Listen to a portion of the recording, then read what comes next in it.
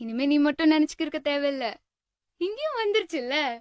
இப்பெல்லாம் ரேடியோல வெறும் லவ் பாட்டாதான் கேட்க தோணுது. பிரியாணி சாப்பிட்டும் போதே இல்லை, பிரவுனி சாப்பிட்டும் கிக் இல்லை, கொய்யால ஐஸ்கிரீம் சாப்பிட்டும் தூக்கம் இல்லை.